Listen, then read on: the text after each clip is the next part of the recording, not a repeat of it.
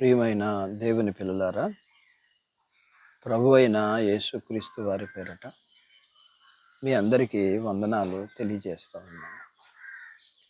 ప్రభు పేరట మీకు శుభాలు, దీవెనలు కలుగునుగాక. ఉదయకాలం నిర్గమాకాండము 4వ అధ్యాయం 12వ వచనాన్ని చదువుతున్నాను. కాబట్టి వెళ్ళు, నేను నీకు తోడై ఉండి నీవు ఏమి పలకవలసింది నీకు బోధించుదునని అతనితో చెప్పాను. దేవుడు తన మాటలు మన కొరకు దీవించునుగాక. ఆమేన్.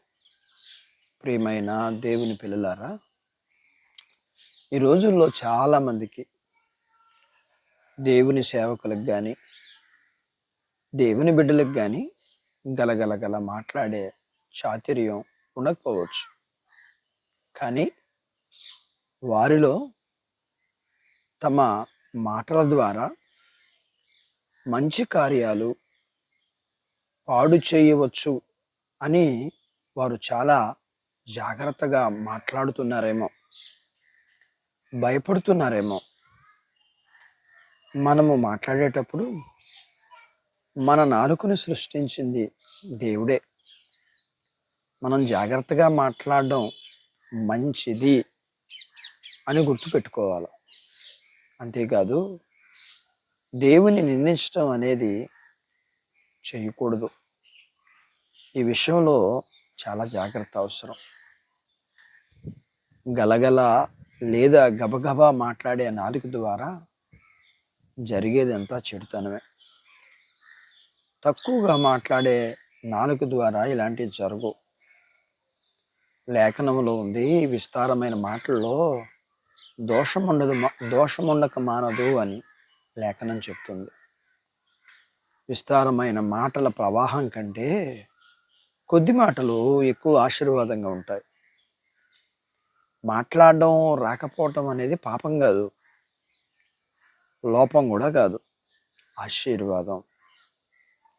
మనకు మన నోటికి దేవుడు తోడుగా ఉంటే గడగడ మాటలాడే వారి కంటే మనకి జ్ఞానం ఇచ్చి మాట్లాడే వారి కంటే మనము దేవుని చేతిలో వాడబడే పాత్రలుగా దేవుడు తీసుకుంటాడు. ఆయనే మన బలం, ఆయన సన్నిధి నిత్యజీవం, సంతోషం. ఐగుప్తులో గొప్ప జ్ఞానం, మాటల్లో నైపుణ్యం ఉన్న వారి అందరూ మాంత్రికులకి ఫరో భయపడలా. కానీ మాటలు సరిగ్గా రాని, మాట్లాడలేని నత్తివాడైన మోషేకి మాత్రం భయపడ్డాడు. చెమటలు పడ్డాయి. ఎందుకంటే మోషేకి మాట్లాడడం రాకపోయినా, నత్తివాడైనా గలగలగల మాట్లాడలేకపోయినా అతనికి దేవుడు తోడుగా ఉన్నాడు. మోషే పలికే ప్రతి చిన్న మాటకి దేవుని శక్తి తోడుగా ఉన్నది. అందుచేత మోషే మాట్లాడితే తెగులు వచ్చాయి, మరణం వచ్చింది. గుర్తుపెట్టుకోండి, మాట్లాడలేకపోవటం బలహీనత కాదు. దేవుడు మనతో ఉండడం వల్ల దేవునికి ఉపయోగపడతాం. కాబట్టి మాట్లాడలేకపోతున్నానని బాధపడొద్దు. మాట్లాడలేకపోవటం ఆశీర్వాదం. మాట్లాడలేని నీతో దేవుడు ఉంటే అది అందరికీ ఉపయోగం. కాబట్టి నీవు ధైర్యంగా నీ జీవితాన్ని కొనసాగించు. ఈ లోకంలో మౌనంగా మాట్లాడలేకుండా నీ జీవితాన్ని కొనసాగిస్తున్న నీవు దేవుని కొరకు మోషేను వాడుకున్నట్లుగా దేవుడు వాడుకుంటాడు. అటు బాధ్యత మన అందరికీ దేవుడు దయచేయునుగాక. ఆమేన్. దేవుడు తన మాటలు మన అందరి కొరకు దీవించునుగాక. ఆమేన్. ప్రార్థించుకుందాం. మమ్మల్ని మిక్కిలిగా ప్రేమించిన మా ప్రియ పరలోకపు తండ్రి, మీ పరిశుద్ధ నామమును బట్టి మీకు వందనాలు.